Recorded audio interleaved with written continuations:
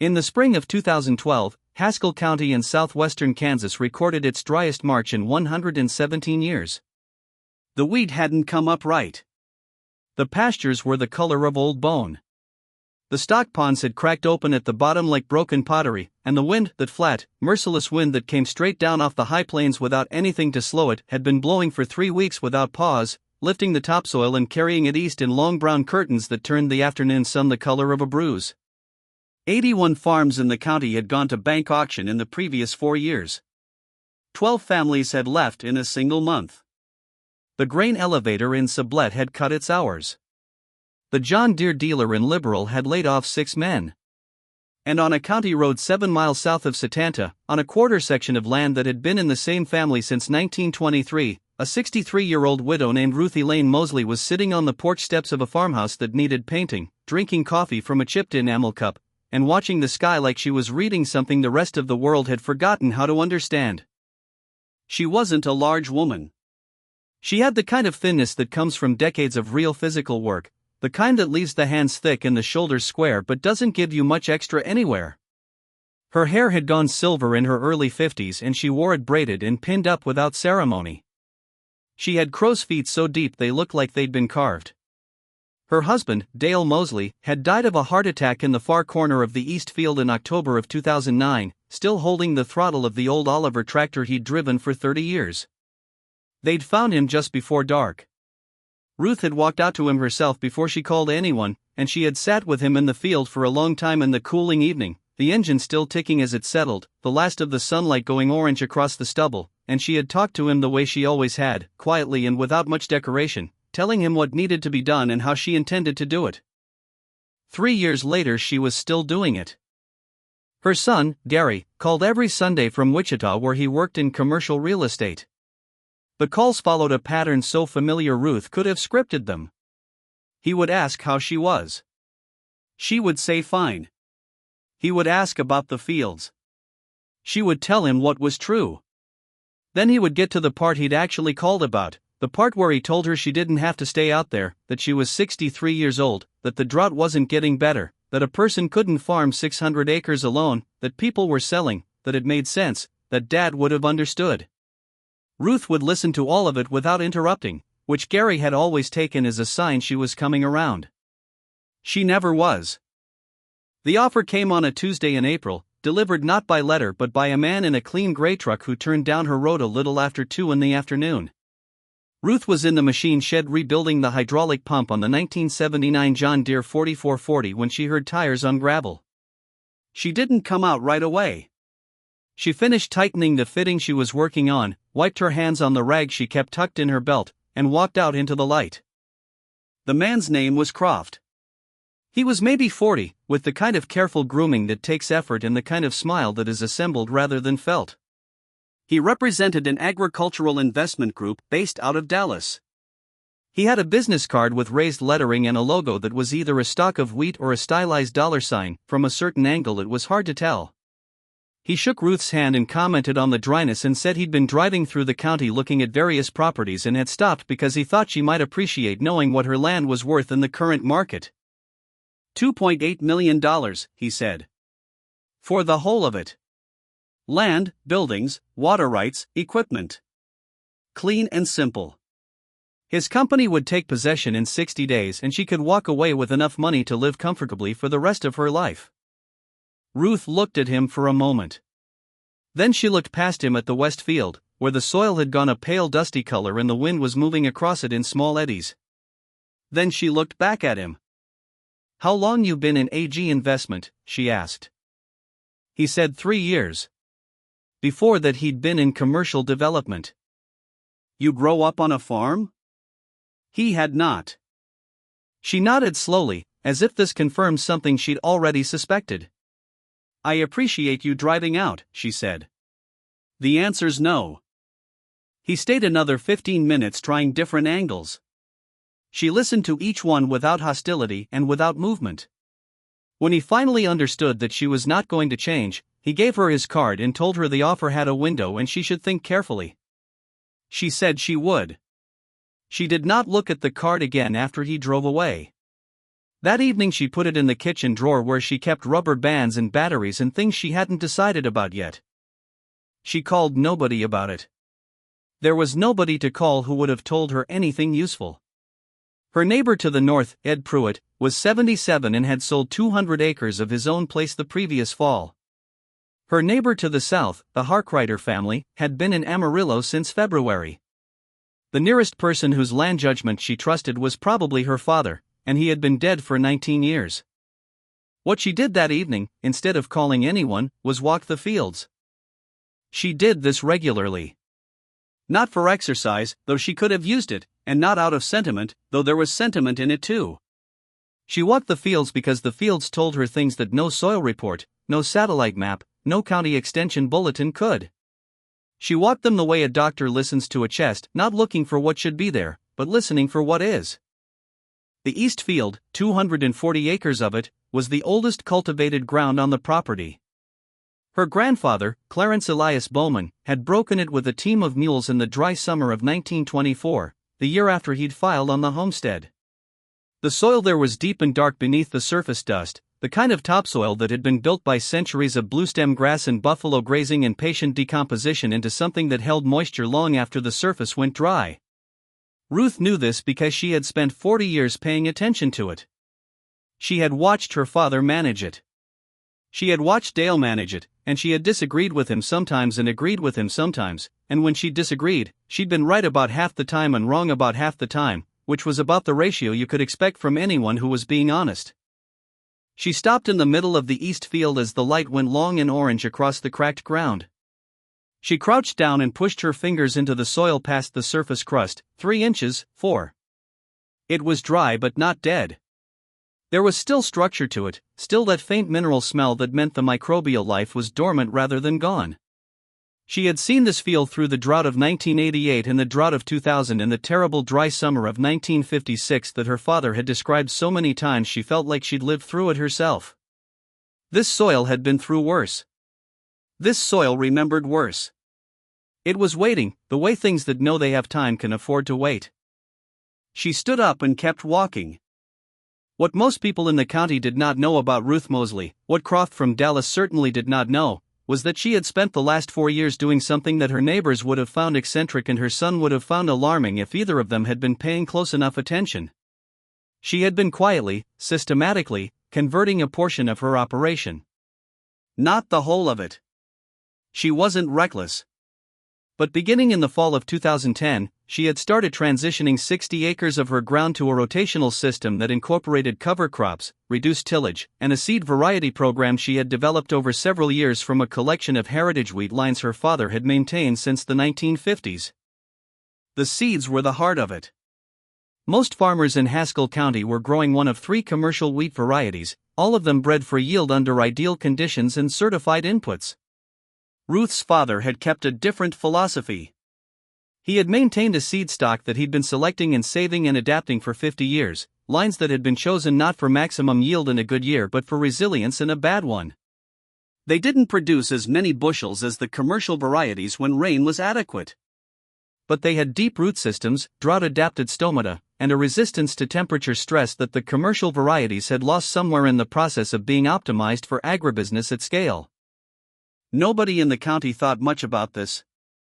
When the subject came up at all, at the co-op, at the cafe, at the occasional county extension meeting Ruth attended and mostly listened at, the general consensus was that Ruth Mosely was getting on in years, was farming too much ground for one person, was being sentimental about seeds that modern plant science had long since improved upon, and would eventually come around to reality. The extension agent, a young man named Travis Ohlendorf who had a master's degree from K-State and genuinely good intentions, had driven out to see her twice and left both times with the polite, slightly puzzled expression of a person who has encountered an argument they can't immediately counter but are certain must be wrong. She didn't argue with any of them directly. She just kept working. The summer of 2012 got worse before it got anything like better. By July the heat index was pushing 110 on most afternoons. The neighbor's commercial wheat to the north had mostly failed by the 1st of June, the heads light and shrunken from heat stress during pollination. The Harkrider place to the south sat empty and dry, its fields going to bindweed and volunteer milo. The county newspaper ran a front-page story about the number of families who had left since 2009. The Baptist Church in Setanta organized a food drive. Ruth's 60 acres of heritage wheat came in at 19 bushels to the acre. Nobody threw a party about 19 bushels. It was not a number that made anyone rich. The county average in a good year was 45, sometimes 50. But 19 bushels in the worst drought in living memory, on ground that had received less than 7 inches of rain since the previous October, was not nothing. It was, in fact, the best yield in that immediate area by a margin wide enough to make people look twice. Ed Pruitt came down on his four-wheeler one afternoon in late July and stood at the edge of her field with his straw hat in his hand, looking at what she'd cut. He was a tall man, thin by age, with hearing aids in both ears and the squinted look of someone who had spent most of his life looking at flat ground under bright sun. "Hell of a thing," he said. "Yes," Ruth said. "What variety is that?" "Old line my daddy kept. He called it the dry land red. Never had a proper name." Ed looked at it a while longer. "You save your own seed?" "Every year." He put his hat back on. "Dale know you were doing this?" Ruth smiled at the ground.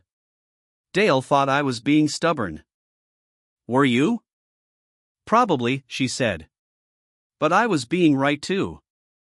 Ed laughed, a short, dry sound like a door latch. "Those don't always go together." "No," she said. "They don't."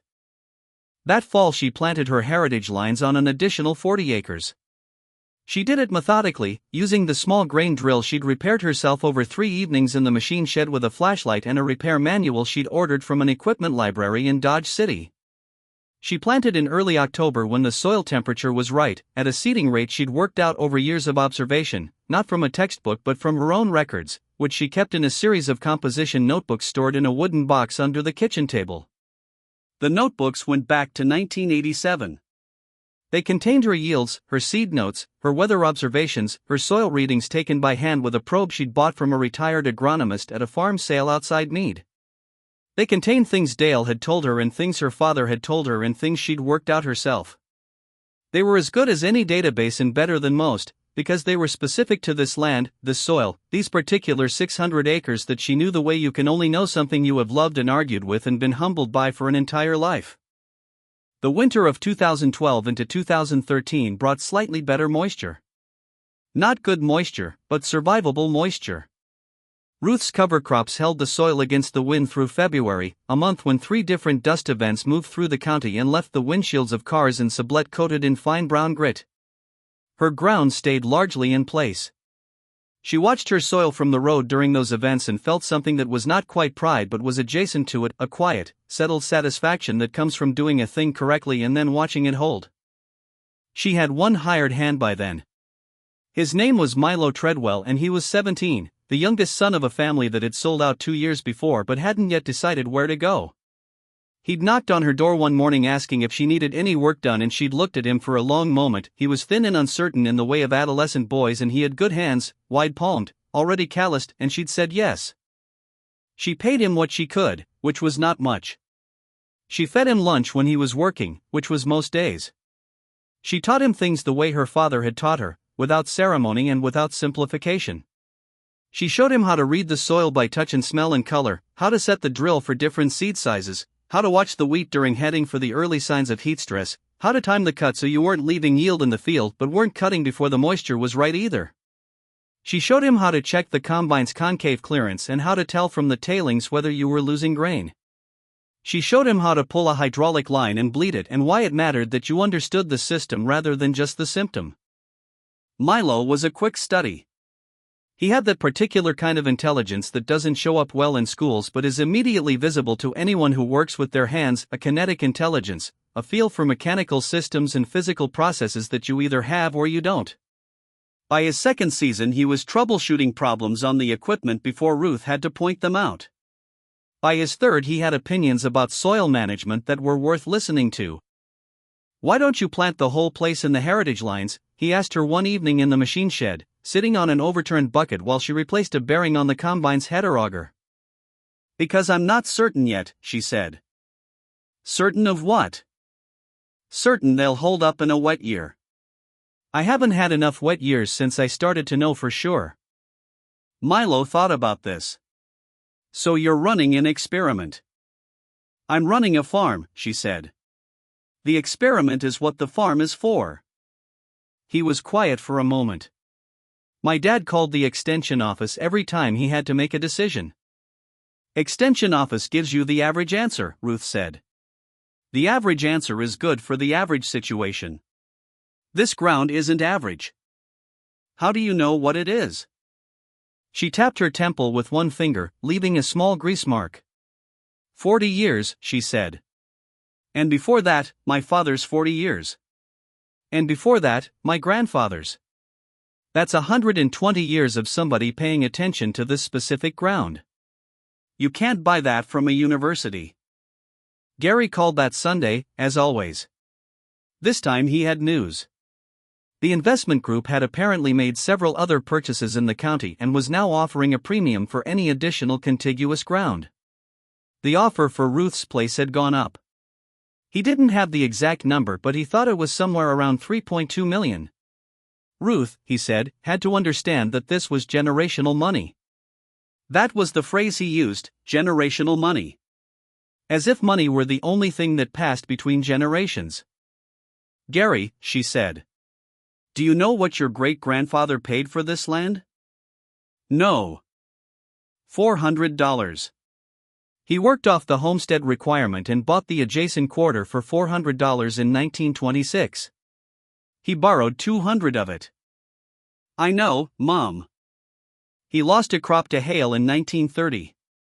He lost a crop to grasshoppers in 1934. He lost a crop to drought in 1936 and nearly again in 1937. He stayed. Different times. Same land, she said. Same soil. Same relationship. After she hung up, she sat at the kitchen table for a while with her coffee.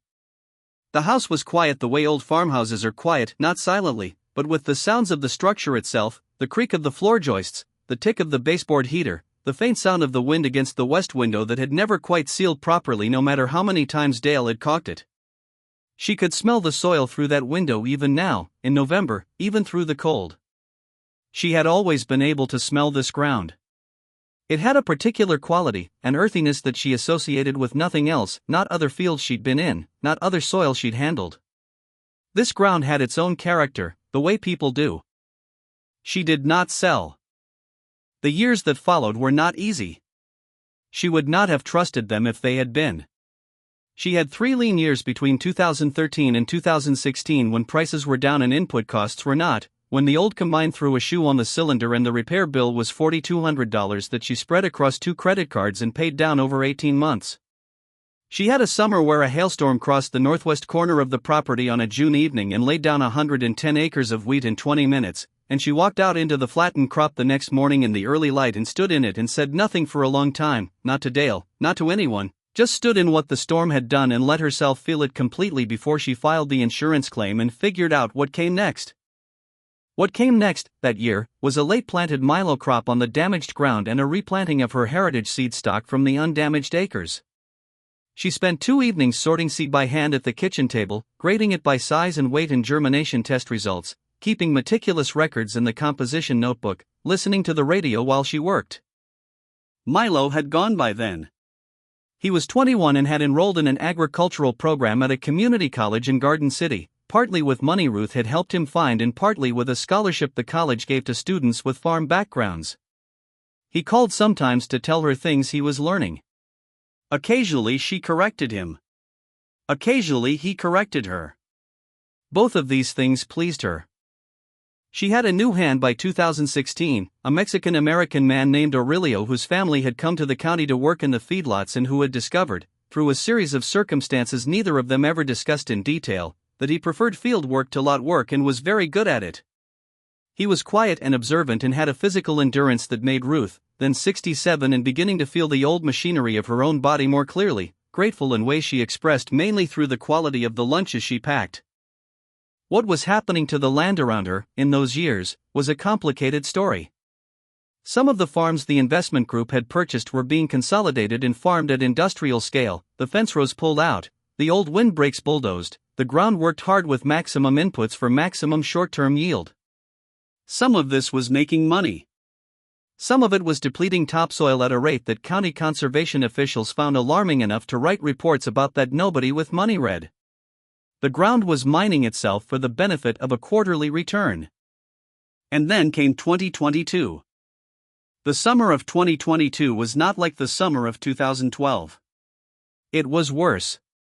Not in the sense of a single dramatic drought, though there was drought, there was always drought now, embedded in the climate like a new kind of permanent weather, but in the sense of a compounding series of stresses that the agricultural system had been quietly becoming vulnerable to for years without anyone powerful enough to care paying sufficient attention.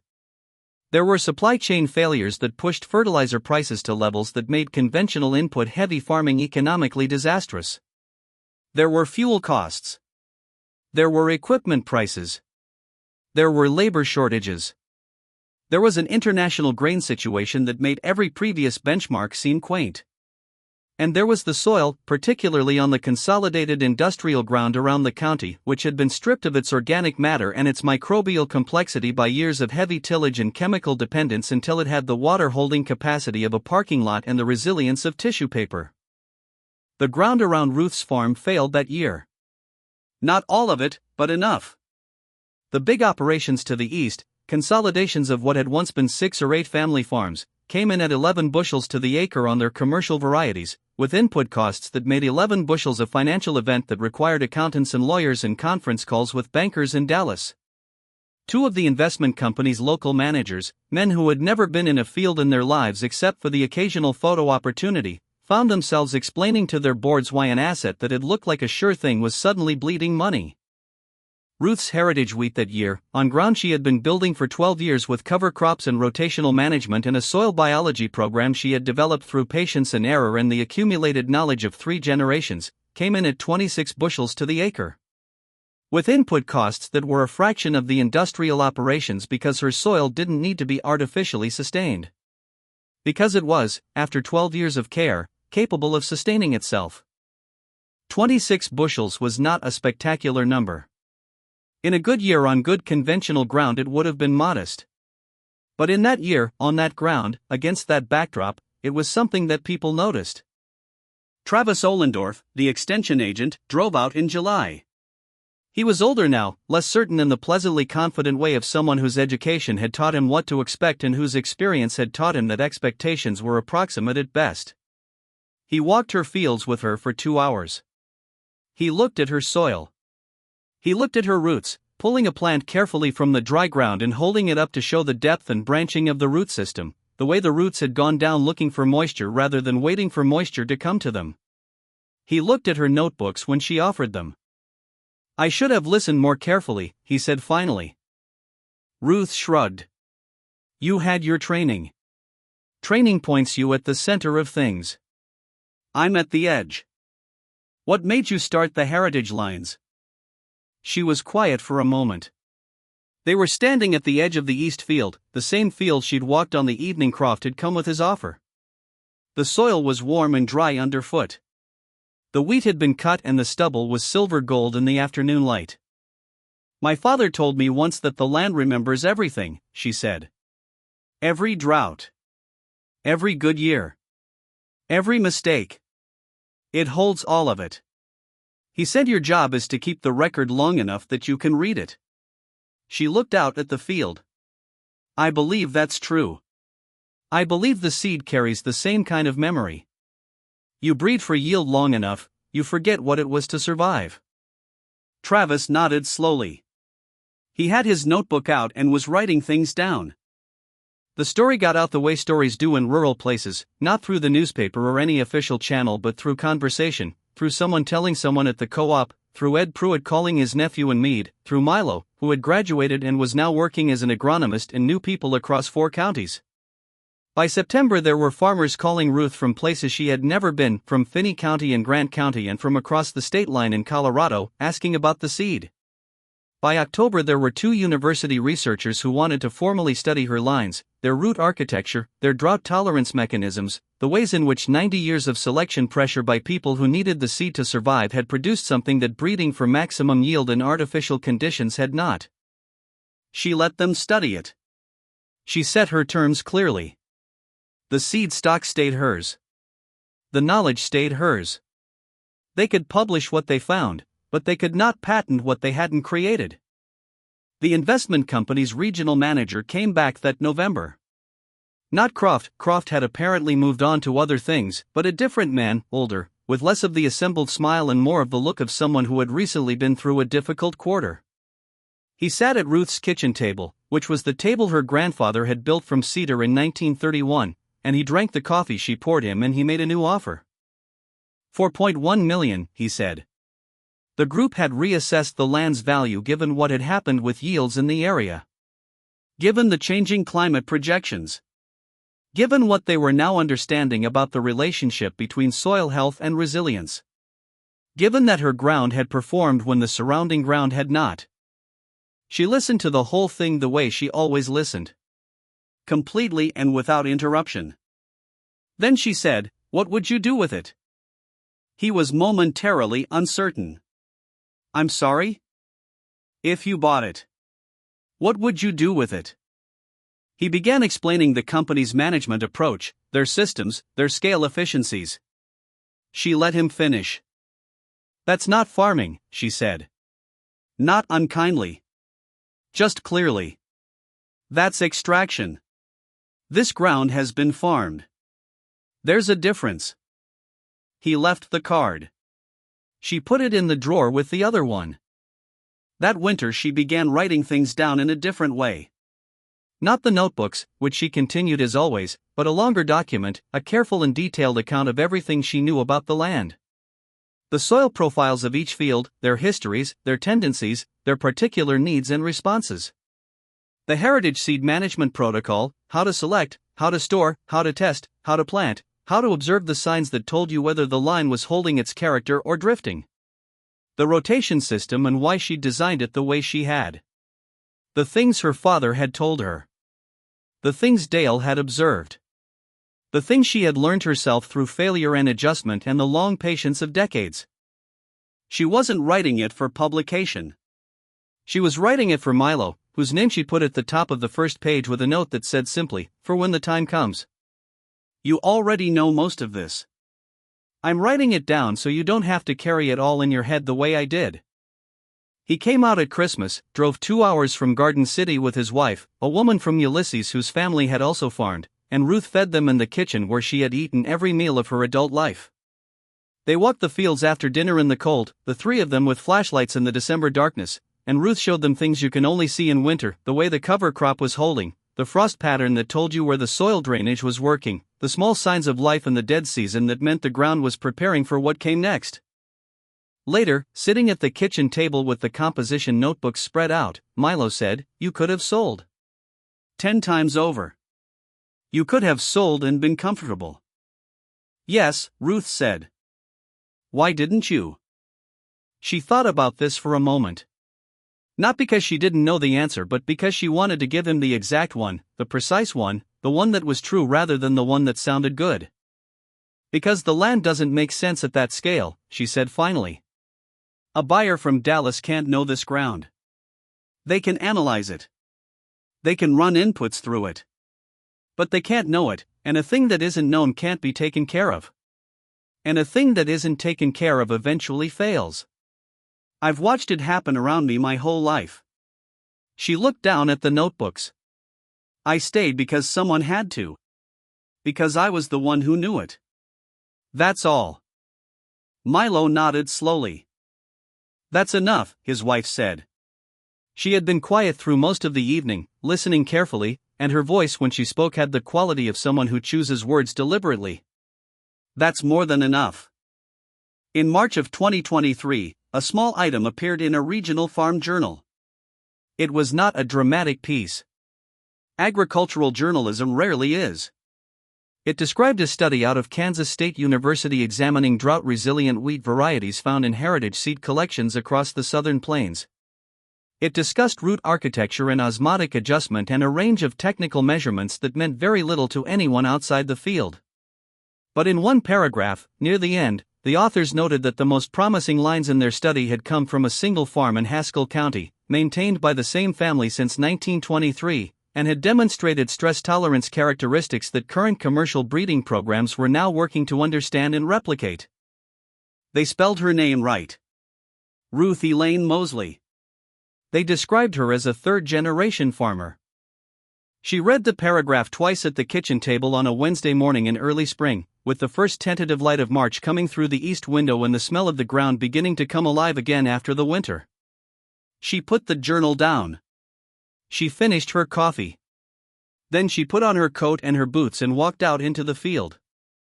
The soil was cold and slightly damp from a light snow that had melted 2 days before.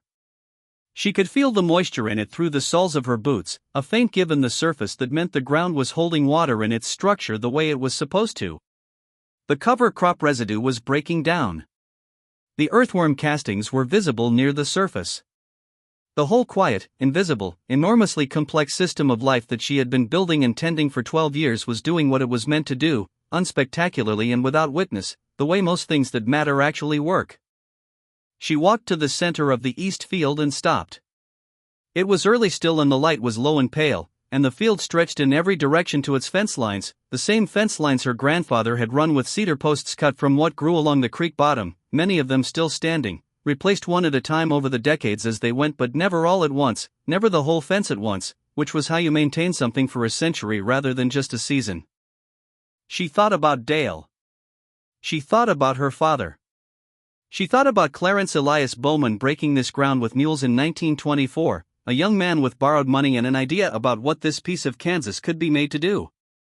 She thought about all the years that stretched between that moment and this one, the droughts and the good years, the failures and the adjustments, the things learned and the things forgotten and then relearned at cost, the seeds selected and saved and selected again, the knowledge passed from hand to hand down through time like a practical, earthy form of love. The wind picked up a little from the west. It was cold and clean and smelled like the ground, like her ground, like the particular mineral and organic complexity of these 600 acres that she had given the best part of her life to understanding. She was not going to sell it. She was going to hand it to someone who understood what it was.